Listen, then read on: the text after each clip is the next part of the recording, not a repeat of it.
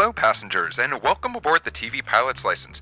With service to Sun Valley, Idaho, and the Pinecrest Skating Rink, we ask that you please fasten your headphones, secure your podcasting device, and remember that while ice skates are technically footwear, they're not allowed to be worn in our flight, as our co-pilot, Rich, does not have the stomach for an injury this episode. Welcome to the TV Pilot's License. My name is Jeff Kurbis, joined by Rich Inman and Max Singer. How you boys doing today?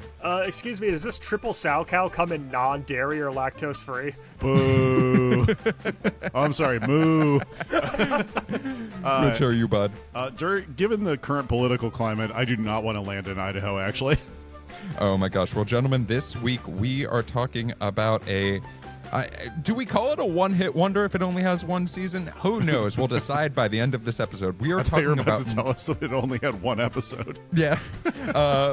We are talking this week about Netflix's Spinning Out. But before we do so, maybe it's your first time listening to us on the podcast. Maybe you're a frequent flyer. Max, what is this podcast all about? Here at TV Pilot's License, we break down and analyze the pilot episodes of some of TV's most famous, or in some cases, infamous shows. We learn more about how these shows came to be and were originally made, if they're effective pilots and making us want to watch more, if they can be made today. Go back and stream our old episodes from wherever you listen to podcasts. Check us out on YouTube and TikTok to see our smiling faces. If you're here for Winter Olympics coverage, go back to last week in Heated Rivalry. And if it is your first time flying with us, then welcome aboard.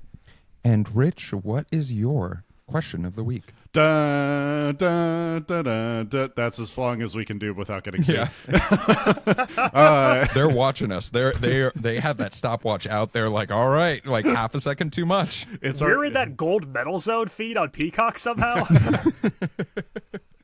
I do want to know, like, since this is Winter Olympic times, what is your favorite Winter Olympic event and why? Well, I'll start. I like the Winter Olympics because there are things that aren't on TV normally, right? I think that's the important thing is you are like, I love hockey in general. I think hockey's a great sport, but I can see that all of the time. Sure. And I think that the sports that you don't see are like speed skating. You just don't see that often. And it is so much fun, especially when we're talking about like the different distances that they do and all of the different like types and focuses. And like you have the folks who are long distance, short distance, you have team events, you have relays. Like it's so much fun and it's fast paced enough that I don't get bored. And hey, there are crashes sometimes and they're terrifying, but at the same time, they are also so much fun. It's like NASCAR on ice. They're skating. Their outfits are basically a condom slipped over their body. There is no protection whatsoever. There's nothing to hide. You are hiding nothing. Max, I'm curious about yourself. I am going with snowboard halfpipe because it's the only Olympic sport where the athletes look like they got out of bed 10 minutes before their event was scheduled, and they're sponsored by Mountain Dew. Hit the pow, dude. I love that. I don't know. Well, I mean, we all have baby boomer parents, and something that was a staple in our household was the Nordic track. I'm sure that was a pure 90s and early 2000s fitness equipment. It's incredible. They came covered in cobwebs. That's mine came with sweaters just hanging on it as is, so I don't know about y'all. So I'm taking mine to the cross country skiing, but specifically the biathlon because it involves cardio and then also like transcendental meditation to lower their heart rate to fire the gun. Like that is a crazy ass sport. Highly recommend. It has everything. That sport has literally everything. It has both things. Yeah. Every single person competing in that event could be a James Bond villain. Oh, truly. Yeah. Well, Rich, thank you so much for your question of the week. Before we talk more about Spinning Out, a quick word from our sponsor. Hey there, frequent flyers. This week's episode is brought to you by Riverside. Riverside has been the go-to platform for TV Pilot's License when it comes to recording this podcast. You can record crystal clear audio and video all in one place, and when you're done, Riverside makes it super easy to edit your show and put together pre-formatted clips for social media promotion. Not a podcaster? Not a problem. Riverside is fantastic for hosting live streams, creating educational content, putting together marketing materials, interviews, and so much more. So whether you're looking to finally get that podcast idea off the ground or take your show to the next level, Riverside is the platform for you. Get started by clicking the Riverside link in the description of today's episode. Let's, before we dive into Spinning Out, have a quick synopsis of the show. A figure skating Olympic hopeful struggles to balance family, love, and fragile mental health as her dream of winning takes a dizzying hold. Which, sure, why not? But, Max, before we spin out on this pilot, can you tell us a little bit about how it got made? Today we're talking about the pilot episode of Spinning Out, titled Now Entering Sun Valley, which originally aired on January 1st, 2020 on Netflix, and the show's creator, Samantha Stratton. Stratton's actually a pretty prominent ski mountain in Vermont, so that name feels appropriate for today's episode. Nice. Stratton has written for several TV cable shows, including Agent X, The Arrangement, Search Party, and Mr. Mercedes. A former figure skater herself, the series was picked up by Netflix originally in 2018 with Emma Roberts set to star. Yep. Roberts departed development in 2019 and the series stalled, with Skins and the Maze Runner franchise alum Maya Scodelario stepping into the lead role.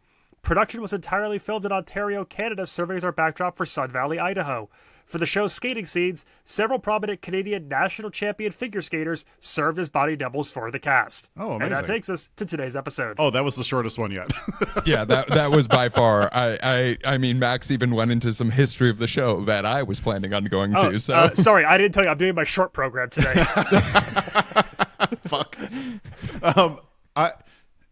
Had you guys heard of? Well, Max, you brought this show to us, right? Yeah, I googled TV show about figure skating. Okay, I have never heard of this show. Period. I did not know, and for it originally to be starring Emma Roberts and has January Jones in it, like it. I had never. There was no marketing that I saw. Like clearly, this was supposed to come out like. Well, I mean, it wasn't even the Winter Olympics. It wasn't even an Olympic year. It was a weird choice in timing.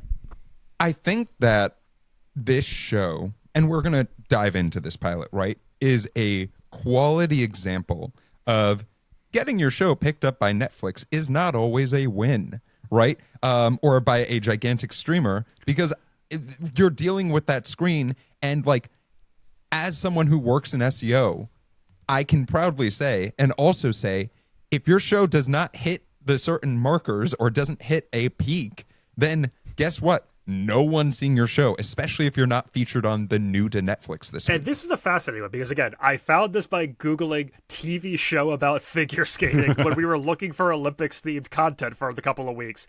And I'm actually surprised by this cast because there are quite a few major name people in. I mean, if you're a fan of like teen shows, Maya Scodelario being from the UK version of Skins, being a part of the Maze Runner franchise with Dylan O'Brien. Willow Shields, who plays her little sister, she's Primrose in all the Hunger Games movies. That's like a pretty big teen movie role. Obviously, January Jones. Sarah Wright, who plays Mandy in like 2 scenes, is in like a ton of feature comedies as like number 4 on the call sheet. David James Elliott started Jag for years and years and years. Has like over 200 episodes of Jag to his name. So this is a solid ensemble. So does my grandma. She has over 200 episodes of Jag to her name. Yeah, in VHS's below the TV. And we all know that Jag was Vinny Chase's first professional credit that Ari got him on Entourage, established in the pilot. Oh my gosh. Well, let's dive into this show though, right? And I feel like we don't talk about credit sequences as much as we once did on this podcast, but I feel like this is a solid exception because for a 47-minute long pilot to have a 2-minute credit sequence, never the best sign about what we're about to dive into. But Max, you already want to say something, so go for it. And I gotta say, look, if this is your pilot, you have just clicked start on Netflix, and for a good 2 to 3 minutes, there is somber minor key piano music with a long montage of figure skaters at various different ages. Like, this is a long sequence to get into any action.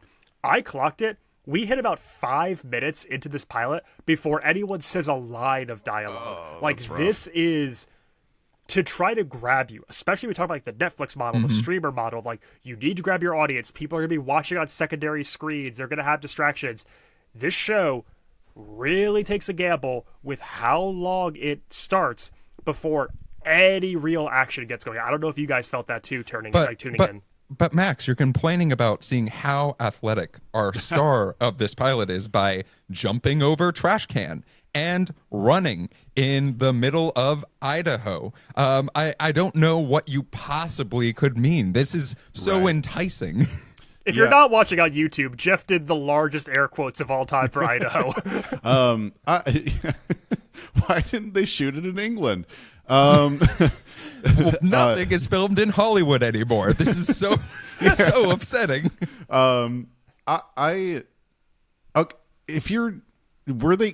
Okay, so this didn't come up in your history of the show, Max, but like, why did they make this a full hour? Because there's no need to. And like, I can see like if they need to kind of stretch a pilot to 45 minutes to make sure that it hits the full TV hour kind of a thing, great. But this has every episode of Severance is a different length. Like, there's no reason to have this be specifically an hour, and to have 5 minutes of nearly no dialogue is like kind of unconscionable in this particular era. What do you think the reasoning behind that was? Max, why don't you go ahead? I mean, I don't have one, and I think a lot of this show, what confounded me is that it's a very odd tone, because it so clearly wants to be a YA show in the vein of things that we have talked about from ABC Family and WB and CW over the years, but it also wants its stars to like drop hard C words and F words throughout it. Right. Yeah. And it wants to be a show that feels like it's made to be either like that kind of weird Netflix, like 38 to 41 minutes, or set up to be a TV hour. And instead we run like 54 minutes here. And it's caught in two lanes of wanting to be a streamer drama and a YA show simultaneously. And I don't know if it necessarily succeeds in finding either one of its lanes that it wants. Well, it does the perfect thing of, from when we were talking about the dancing show and the gymnastics show, and I can't remember either of their names, but they all could be called Spinning Out, which kind of sucks. One could be called Flipping Out. Give gymnastics a little bit of credit. You need three things. You need stage mom, you need pill addiction, you need eating disorder. And boy, is this hitting all three immediately.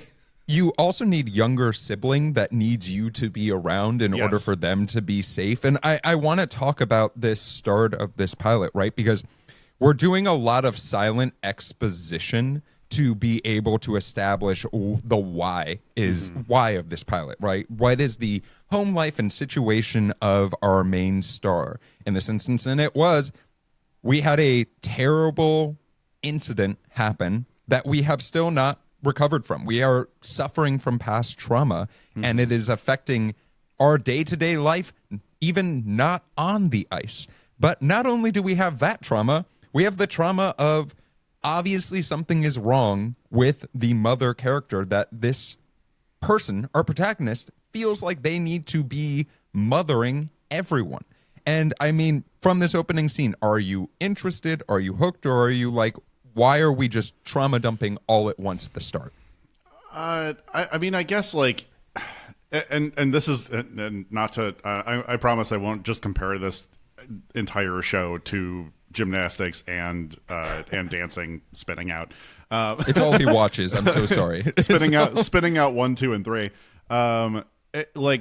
There is like I think what they're trying to do is create the controversy of like, oh, this athlete is over the hill, but she's also 19. 21. She's 21. She's 21.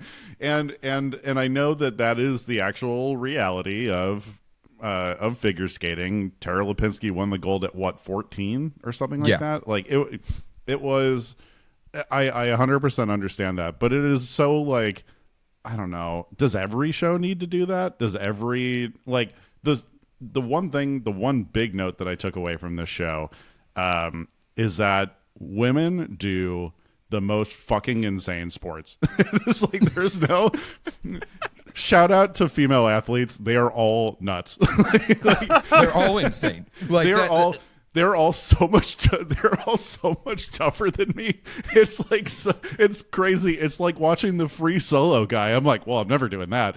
Well, did you guys see that thing where it's just like the difference between the Summer Olympics and the Winter Olympics is the Winter Olympics you could die doing every single one of the sports. Every The sport. Summer Olympics, it's like, oops, I got a boo-boo. Like it's literally just insane. But There's a Rich, lifeguard for the swimming events. Yeah, exactly. Rich, you bring up a really good point, though, about like the insanity and the difference. And I want to bring us to the skating rink in question, right? Yeah. After we see this morning and we see this Tiger Mom, this stage mom of sorts, or Ice Mom, we'll call her, just because of the... That's Betty Draper.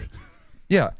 After that, we see just the underbelly of this sport as through the eyes of our skaters. Not only is there warm-up, but there is... really just people shitting on each other all the time, whether that is the athletes themselves or the mothers or even the coaches in this instance. But Max, I want to talk about why is today different than any other day? And do you think there is a singular thing that brings us to why we're coming into this pilot today? I mean, I think our why is today different comes a little bit late in this, which is that this character of Kat, our protagonist, is being given her chance at redemption, and it's will she answer the call? So we've kind of touched on it.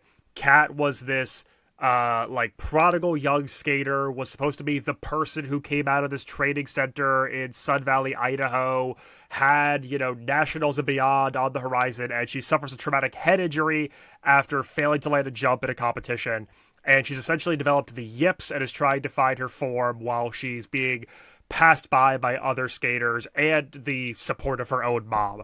And she's given the opportunity to say, hey, you can't leap, but you're an incredible skater. You're the most gracious skater we've seen, and we want to train you in pairs. And she says, I'm not a pair skater, because this is basically Blades of Glory, but with women. And that's our call to action. It's will she answer this call? And then the subsequent 40 minutes are, what is Kat going to do?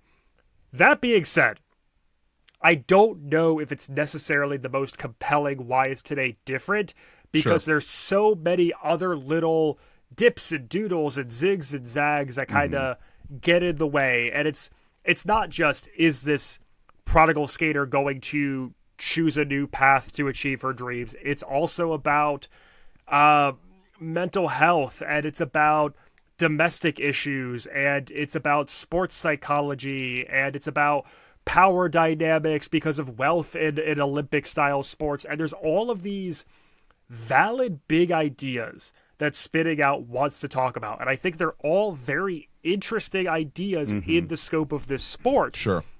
But I think it tosses out so many concepts one after another without ever really establishing its characters. And I think it's a lot of telling without a lot of showing that ends up bogging it down in odd face value dialogue and exposition without ever getting below the surface of people. Yeah. So and I do want to to go back to go for it, Rich. Blades of Glory, but 2020, because we're going to skate to one song and one song only. Bitch, I'm a Cow by Doja Cat.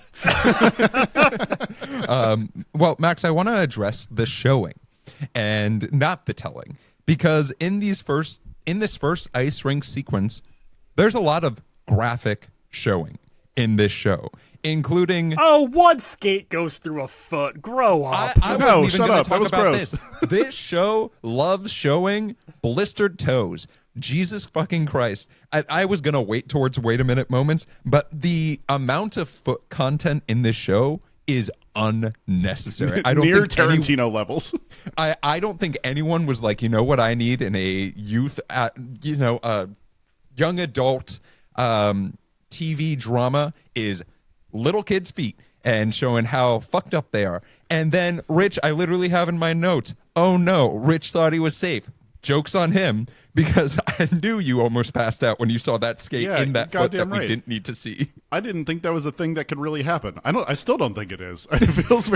This feels very Final Destination, but Yeah, there's hard cap toes in those skates. I Yeah. was shocked the blade went through her foot. you would think, right? Unless they would remove them for aerodynamic purposes or whatever. I don't know. Now I don't know. Now this has questioned my entire understanding of skating. Now Rich is terrified of skating rinks. Thanks so much to this show. He won't go near one. My whole thing is that, like, if they consulted people who do actually figure skate, they would have clearly pointed out that this scene is unrealistic, right? So this can happen. Like, the own back of your skate can go through the front of your skate and stab your own toes. That can happen. Yeah, I mean, I am not one to. I don't know, Rich. If you're a professional figure skater, I'm going to text Tara Lipinski later. Has this happened to you, or have you seen it? If Tara Lipinski is a friend of the pod and I just found out, I'm going to be upset. I'm going to be very upset at you and you only. I think I still have her email. Oh my God. I used to work with her. I told you that, right? The TJ Maxx campaign that she just did, I helped do like her first one. Hell yeah. Let's go. Tara, excited to have you on the pod next Winter Olympics. Trader's legend. So I want to go into a little bit of what we start to see the world expand amongst our protagonists, right?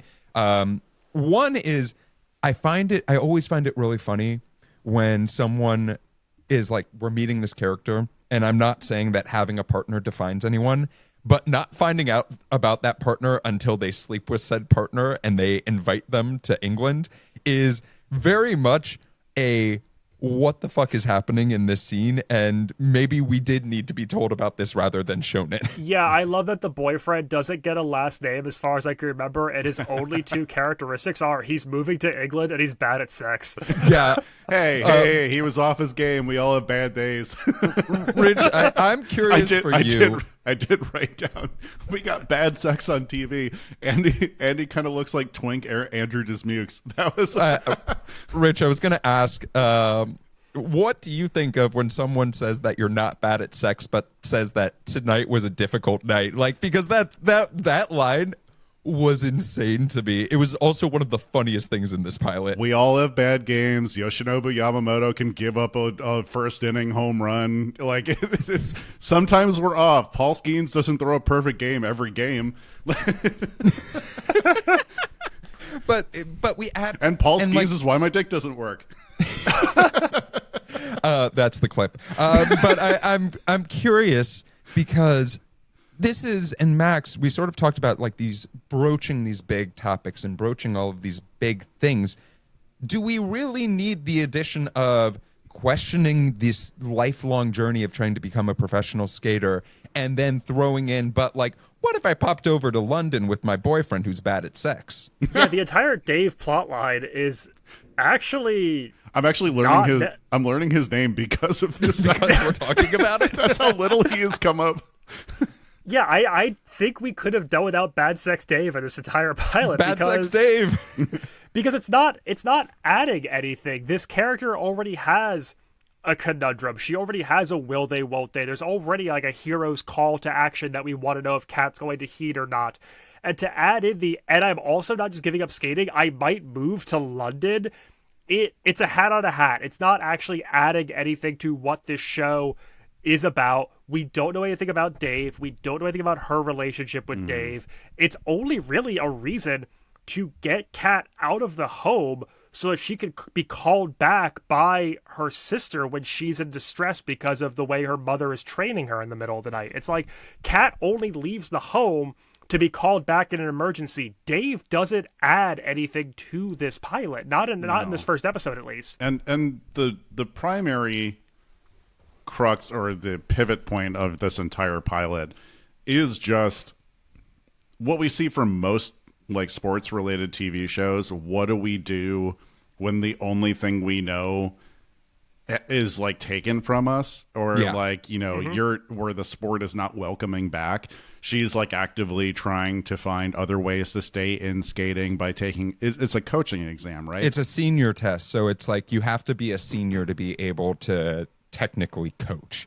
And that's something that I have a problem with. You did not explain enough that like, hey, I have to be a senior to technically coach. It was just like, I have to pass this test to coach. And we sort of like, that's all we broached. We talked more about drugs needed to be taken for bipolar disorder than we did about why this fucking test was being taken. Yeah, and it's such a crucial part of it, and frankly, like I think they tried to do too much, but also simultaneously not enough in this pilot. Like it was, they spent a lot of the time on just like being out or like some weird conversations in the family. Like there's a lot of things that they're trying to do in this. Like there's so many different scenes, and it feels like by doing that, they did not narrow the focus of the story enough.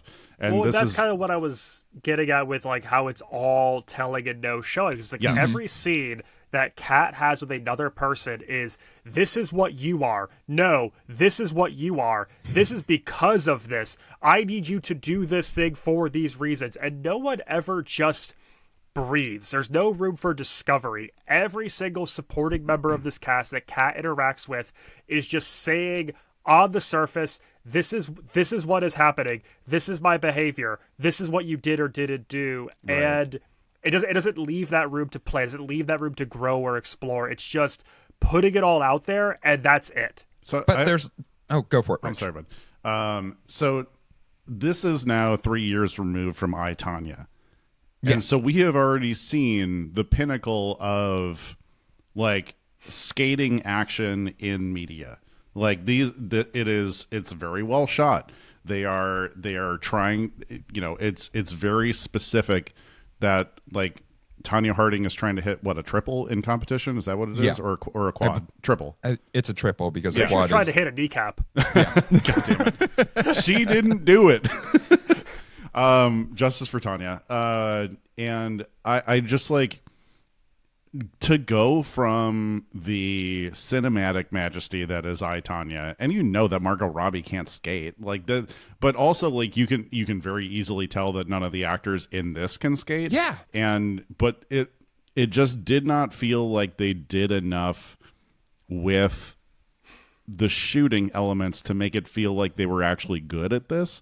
And that's with using Olympic competitive Canadian professional skaters. Yeah. You know what I think the issue is for the shooting? They used the Twilight filter on this entire TV show. Yes. Oh my God. Thank you for saying that. This entire TV show is filled with the Twilight blue filter, which indicates that it's cold. But because of that, there's vampires. There's no, of course. They're all spoiler alert. Every character in Spinning Out is a vampire. Hey! I want it. That was my idea, and you stole my fucking joke. How dare you? Because when she bites herself, I texted the two of you, being like, "How funny would it be if this was secretly a vampire show?" And you both said you want that every week, and I say, "What's wrong with that?" Well, like, you didn't tell us what you were referring to when you texted us that. I want to bring us to this proposal, right? Because this is a gigantic part of this pilot itself, is the idea of when one door shuts, there's supposedly a second door that is potentially open that you seem very hesitant to possibly pursue. And we have this, I don't know, figure skating bad boy by the name of Justin Davis, and his family basically, it sounds like, owns this entire ski mountain. They own he is an 80s villain. This man is an 80s villain who happens to be a figure skater and loves a beer. And like, I mean, does this character well, who is it? But like, Max, do you think that this is, because there's so many fucking characters introduced in this pilot, do you think this one stands out enough for you to be like, maybe there's something maybe there? Are we talking about Justin or his dad? Both. Why not? The Davis men. I mean, the Davis men suck. The Davis men suck so much in this pilot. And I think the dad is interesting because he's essentially trying to tell Kat, like, if you skate with my son, because I can't tell you that he needs you to be good, but what I could do is basically pay you off. I can make it so you don't have to work, and you can focus on training, and I could use this power dynamic to have ownership over you, and I could use wealth and status to get you what you want. And I don't believe that the son is good at skating or likes skating or has a last name actually or has interests or thoughts in his head, because we get nothing. This guy just leers. Every time we see Justin, he is just staring off into space, slack-jawed at whoever the nearest girl to him is. He is the least interesting villain, heel, love interest potentially. Like, there's just nothing here that makes me want to see Kat go on this journey with this person. No, it's like saying, it's basically the equivalent of just sitting there in a room saying, this baseball is incredible at figure skating. Whoa. Wait, hold and on. It's just in your apartment? And it's in my apartment, and it's really good at figure skating. Do you believe me now? Yes. But Rich, that this baseball can figure skate? I think this coffee cup is better at figure skating. Oh shit, there's a rivalry. Yeah. And I flew it in from Seattle just to show you it's better at figure skating than your shit. baseball. Oh my god, it's a hot cup. It's a heated rivalry. I feel like avoiding a topic that I want to bring up. And that no one's Max, gay in this? You talked about who's in this pilot, and I want to bring that back up in the character of January Jones, that January Jones plays.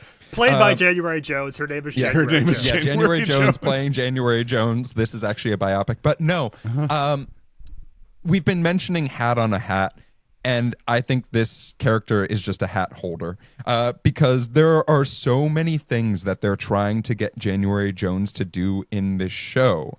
And we have all of these gigantic monologue reveals to give us more details about this human being. But when I saw this performance of this character trying to put their daughter through basically abuse, we'll say it very plainly, abuse. What did you think about this character being the multi-hat rack that it is? There's so much they're trying to say with this Carol Baker. I looked it up on IMDb. Her name is Carol Baker. And there's so much they want to say with this, from mental health and bipolar disorder. They mentioned that the mother hasn't been taking her lithium, from being a overbearing, baseball parent, essentially, for figure skating, of like the demand of your child to succeed, to the reveal of she was once an Olympic prospect who got pregnant with Kat and derailed her own career. And there are so many things that are very interesting in a sports drama that we want to say here, from how we force a child to carry on the legacy of a parent, perhaps against their will, to how that affects you mentally, to depictions of mental health and mental illness. And instead of there being any nuance or room for discovery, we just have January Jones yelling at her daughters. And again, I want that second switch. I want that other thing. And instead, it's just we point and say the thing that we're feeling at all times. Yeah. And I understand where they're trying to go with this, in the sense that they want to make the mother a, number one, redeemable character. They want to make her also feel just like jaded, and that's the reason she acts crazy. But also, like, I don't know, it felt like I've seen, or like I could have predicted where the story was going at all times.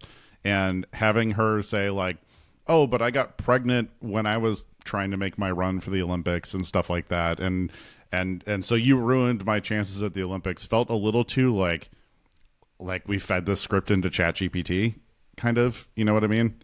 6 years early. Yeah, and instead we sort of end up with this like odd whatever happened to Baby Jane dynamic with January Jones, of just this like kind of horror character having to exist in elite society in Sun Valley while being the one person in her circle who's not of that echelon. Like, it's the one parent who's working 3 jobs to put their kids on the ice while everyone else around them seems to have means and access to things they never will.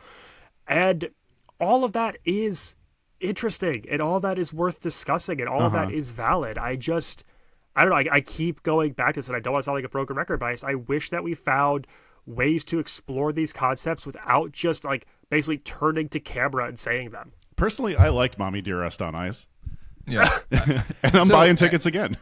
I want to talk about the ending of this show really quickly because I want to get to in-flights, wait a minute, it's all those fun things that we do at the end of our episodes. And the first thing that we see is, have you ever seen a scene where a character decides to give something up and then literally 1 minute of screen time later, they decide, fuck it, I was wrong, and they decide to pick that thing back up again? Because this could be a wait a minute moment, but Rich, I'm going to ask you. You don't have any expertise in this. How did she find her skates? How did she find the skates that she threw out of the window going no less than 50 miles per hour on a state road? Jeff, and I'm going to explain something to you, and I hope you can put yourself in the mindset of an elite athlete. And cool. Your senses are heightened like a bloodhound. She could have smelled those skates from a different highway. That's the only. Also, like, why were they there? And it's like a geocache that she put for herself. It was very strange. It was a very odd moment of the show where he could have had those skates literally anywhere. Yeah, I have no idea. I have no idea why they were there. I have no idea why and how she found them, but it clearly was like, I don't know, a marker, like a highway marker or something like that she did. It's crazy. It's such a weird climactic scene of this. I mean, Max, for you, after our protagonist decides I'm going to London and then swiftly 30 seconds later decides I'm no longer going to London, does that leave you wondering, what is she going to do? Is she going to be a paraskater? Is she going to tell her mom to fuck off? Is she going to address her bipolar disorder with medicine? We're left with so many is-she's. I mean, we know that she's not going to London, so we can check that one off. And she's now heading back into town with an obstacle put in front of her because Rich Daddy Davis has bought his useless son a new pair skater, and so she's now going back to not having an opportunity. And what I do like about this ending is that as the audience, you know something that the protagonist doesn't, and it's the one time this entire pilot where there is that separation of like, you are aware of a challenge the character is going to face and they haven't just blatantly stated it. And so I do like knowing that Kat is now facing an uphill battle. I do like that she's heading back to an unbeknownst conflict in Sun Valley. Definitely. So I think that for all we've said so far, I do think the final beats of this episode, leading you into a narrative story in episode 2, are effective for setting up conflict, for setting up drama, and establishing that, like, what lies ahead for Kat. So I do like the final beats. So, gentlemen, that is our pilot, but I want to talk about things we loved about this episode. Were there any things you loved, things that you want to give a little bit more shine to in this episode? Rich, you're nodding your head yes, so I will let you go first. Yeah. I think there are some decent shots in this pilot, I think, cinematography-wise, and boy, if you go back through any of our episodes and we start talking about how things are shot, you know that there ain't a lot of good shit in the script. There's a really cool shot of her with the sun rising through like the barn door of the ice rink, basically, where she's just kind of laying on the ice contemplating. I think it's a really cool shot. I like how she did that. I like how she has enough of a relationship with the rink manager to bribe him with coffee to open the rink early for her. Mm-hmm. Yeah, I don't know. That was kind of like the one and only moment of that show where you're like, oh, okay, this person is really talented and good at what they do, and here's proof that's not, I don't know, some clunky scenes of her skating. You know what I mean? Yeah. Max, what about yourself? I got to give it to my main girl, Coach Dasha. I love that every single TV show or movie that deals with Olympic style sports has to have like a mysterious, gruff, stoic Eastern European coach from a country that we never say. She fits that to a T. Her fur coat taste is immaculate. She might be a ghost in the way she just appears in the crowd sometimes. That's right. But she is absolutely wonderful. She takes no bullshit. She's the only person who can tell like Kat straight up to her face the details that we want to know as an audience. I actually think that it's great to have this person who is going to force Kat to like stare her potential for greatness in the face. We love a stone cold Eastern Bloc girl. Go, Coach Dasha, go. Yeah, shout out to Svetlana Efremova, who plays Coach Dasha, because that was one of my favorite roles. I have two. One, I love seeing scenes where parents of high-level athletes are just shitting all over each other, because especially in individual sports, that is the most realistic thing in the world. That is the most realistic thing ever. When your kid is a good enough athlete that they're just shitting on the other people, that is happening all the time. It is nasty, but it is something that happens. And then the second thing, find yourself a bar where you can just walk in and get bottle service without asking for it. Like, that is, if you can find that bar, if you can be a regular somewhere where they're just like, we got a beautiful booth for you, here are the vodka shots, you go, then you have found the right bar, and you also probably may have a drinking problem. What about wait a minute moments, things that cause you pause? Were there any things that you wanted to discuss that maybe gave you a second? I mean, we've covered it a bunch, but it was such a bad choice not having Justin skate in this pilot at all. It was, you just like don't get any sense of his abilities aside from the fact that his dad's very wealthy and like they're living in Sun Valley, I guess.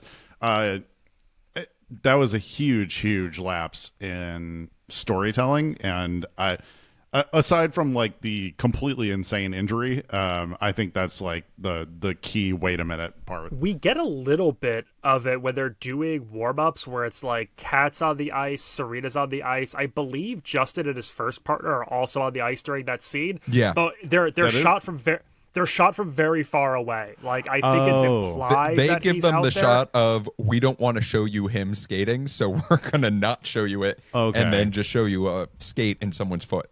But I think it is fair to say that we don't establish that it's necessarily Justin. We don't get a character perspective on it. It's like shots from afar where we just have the Canadian national skaters, and you have to be like, oh, that's Justin out there because someone from the audience said so. Like, we don't get those same like psyche like shots that we do with other characters. Yeah.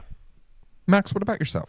Oh, man, there's two heavy-handed product placements that I got to give a shout-out to. Thank you for bringing this up, because I was going to if you didn't. First off, we got Netflix synergy when the character of Jen talks about her injury recovery as she binged all of the latest season of Stranger Things. Netflix getting plugs for their own shows.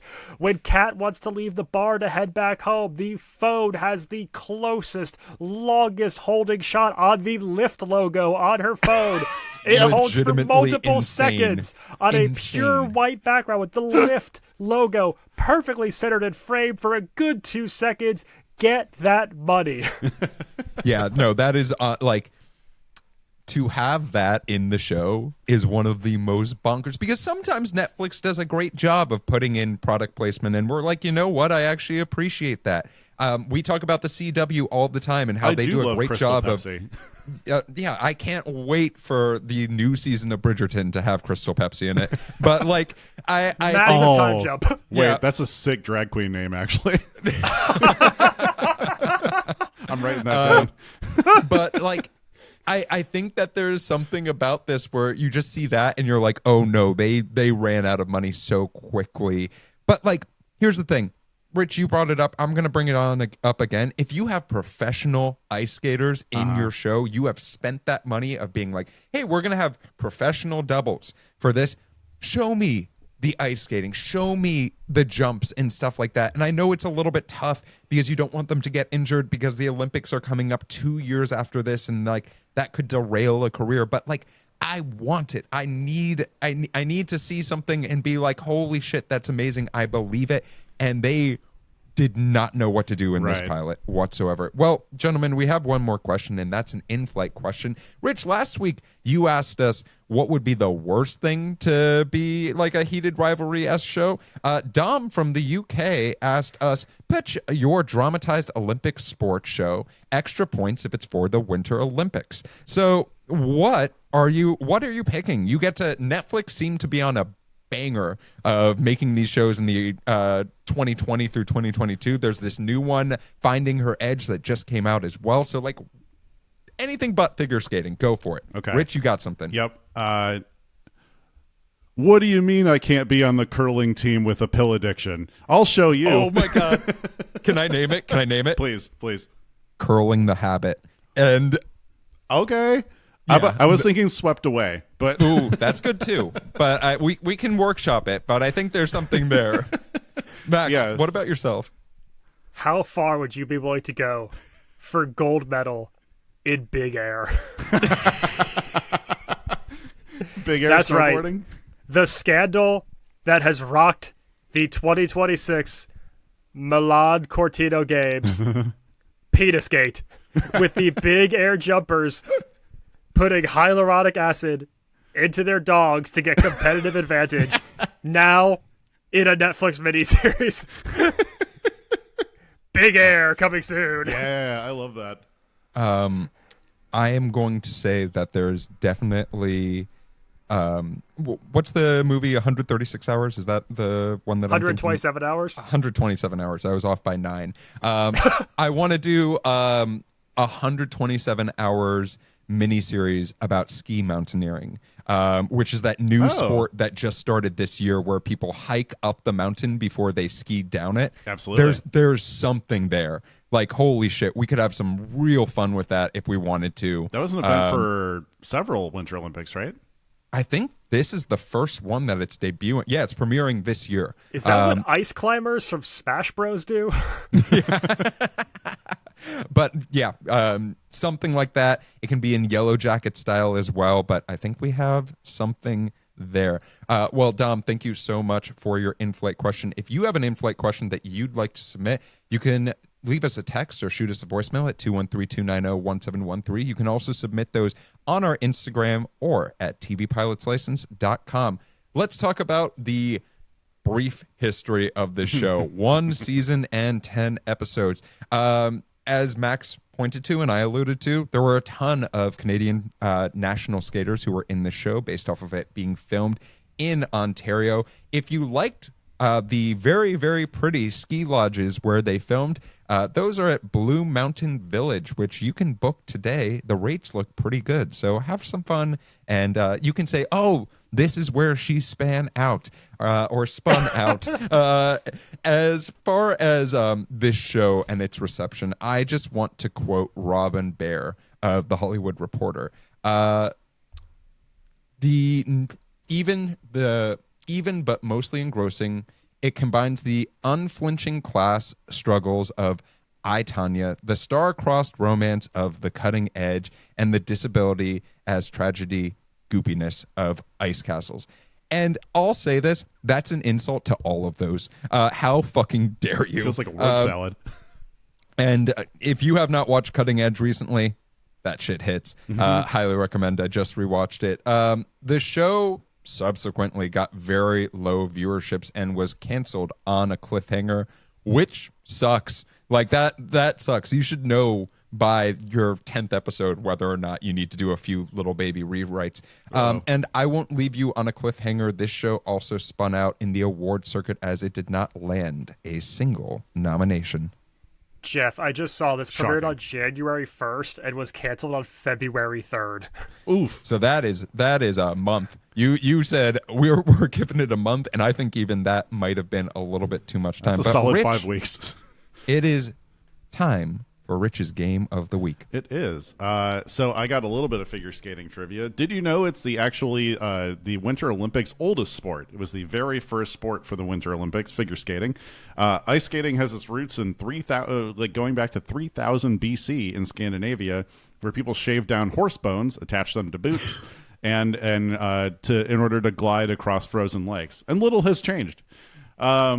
Figure skating itself was organized for the first time in the 1700s in Edinburgh, Scotland, as the first figure skating club was formed. The test to gain entry into the figure skating club consisted of one thing. A, you had to be able to stand up off the ice. B, you had to prove that you could bandage your own wounds with birch bark. C, you had to show you could balance on one skate. D, you had to perform one jump over a stack of 3 hats. I am going to say that you had to prove that you could balance on one skate. I want it to be the hats. I want the hats so badly. Please. Jeff, great news. Hats off to you. It was you have to jump over a stack of 3 hats. Which is what kind of hat? It's a subjective challenge. Nope. It's the 1700s. They might have only had one hat. They're driver caps, so they're just flat. It's not even. It's a much tougher challenge in Texas. Oh my god. Oh. That's 30 gallons. Okay. All right. The first competitive women's figure skater broke the gender barrier in figure skating because A, she wore a fake beard and mustache and almost won. B, she skated on the wrong ice after getting lost and came in 5th. Or C, they just forgot to designate a women's and men's figure skating, and a woman nearly beat a 10-time world champ. I'm going to say C. They just didn't think they had to distinguish it. C sounds great. A sounds like the first woman to enter the Boston Marathon. Right. And B, that's and true. B, and B sounds like one that would be a lot of fun. So let's go with that. They just plain forgot to do women's and men's. And after she came in second to Elias Salchow, like the guy who's like 10-time world champion, the Salchow is named after him, came in second to him, and then immediately they banned women from the sport. I know, it's fucking insane. Shout out to Catherine Switzer, by the way, just the first woman to run in the Boston Marathon. Ooh. And her friend beat up a judge so that she could keep on running. Oh, yeah. That's just like a typical day in Boston. That's cool as hell. It is. I'm waiting for that TV show. Just beat him up because he was Protestant. She is a badass. Beating up judges in sport, beating up judges in the courthouse. Yeah, that's Boston legal, baby. Boston legal marathon time. All right. Well, Rich, thank you so much for your game of the week, gentlemen. As our episode comes to a close, I have 2 questions for each of you. And one is, are you going to surprise me based off of the pilot and a pilot alone? Are you going to watch more of this show? Are you? You're going to land the jump? And then the second one is, it seems like Netflix really tried to make this happen, right? Like they tried to make the dramatic ice skating show a thing, and they're trying again right now, literally as we speak. So we pitched 3, I think, great ideas for Olympic sport based dramas. Do you think that they have holding power, or maybe it's just a mini series that you do around the Olympics just to garner some interest? So Rich, I'm going to start off with you. Look, in my 20s, I was diagnosed with ADHD and prescribed a medication that is essentially speed and to be able to pay attention. And even on that, I had a hard time focusing on this pilot. The reason I say that is because there's no goddamn way you could get me to watch a second one. In fact, my brain might not be capable of it. As it goes for Netflix doing sports shows, Netflix, if you're listening, I'm currently writing a comedy sports pilot right now. Hit me up. I will turn this franchise around. But as it goes for sports documentaries or sports shows in the media in general, they're crushing it in the documentary space. They just cannot do it in the dramatized space. It's just not. It's not hitting. None of the ones that they've done have hit. But they absolutely crush it on documentaries, and obviously, I think that's where it's going to stay. Max, what about you? I got to hear the song "Come Back Kid" by Sharon Van Etten, which I really enjoy in this pilot. And that was the highlight of the episode for me. Didn't even come up in things you liked. I mean, I had to talk about Homegirl Dasha. I want to like the concepts they're playing with here, but the show, unfortunately, is just Twilight with figure skating, and it doesn't do it for me. As to this second part, I really want to believe that Olympic-style athletic shows could work as dramatized series because the actual stakes and the actual competition in these shows is so high that you feel like it would make for good TV. However, where I think these shows struggle is that because the sport itself and the training is all-consuming, it's hard to take you out of the realm of it and to build upon those people. Yeah. So if you could find a way to make a show about people in an Olympic-style sport where the show is not about the Olympic-style sport, I think you could be onto something. But where you get bogged down in just talking about the thing and talking about the thing and talking about the thing does not make for the most captivating TV. No. Yeah, for myself, a show about a skater with bipolar disorder. Oh, he about a changed skater hats. with bipolar disorder, as well as from a broken home. A show about a skater with bipolar disorder. Oh, he's got a hat on a hat on a hat. Who is questioning whether they should be in their career. A show about a skater with a bipolar disorder, questioning whether or not this should be their career, and also being offered a sum of money to basically prostitute themselves out. One last one. A show about a skater with a bipolar disorder who's basically being prostituted out for her services, whose mom also has bipolar disorder, who also works at the airport, who also is a failed skater. There are too many hats on my head. You can join the Edinburgh Skating Club if you jump over Jeff right now. But if I look insane, that's because the plot of this pilot is insane. There are too many hats in my hand, and that is what this show is. Even with all of my ADD, this is too goddamn much.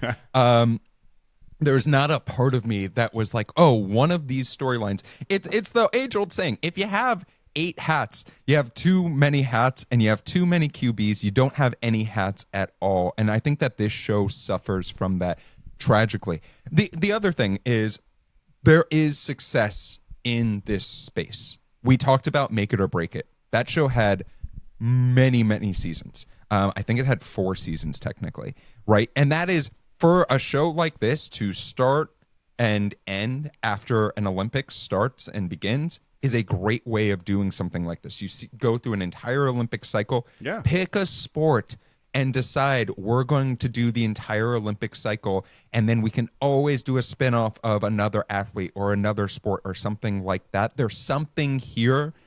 I just think, as you saw by my many hats, it got lost in the process.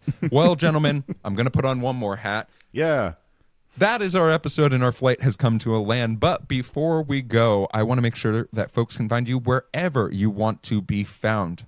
Rich, where can folks find you? You can find me seeing if we can break the Guinness record for hats on a head. And you can find me on Instagram at Damn That's Rich. You can find original sketch comedy from Max and I over on TikTok at Dadwagon Comedy. Max?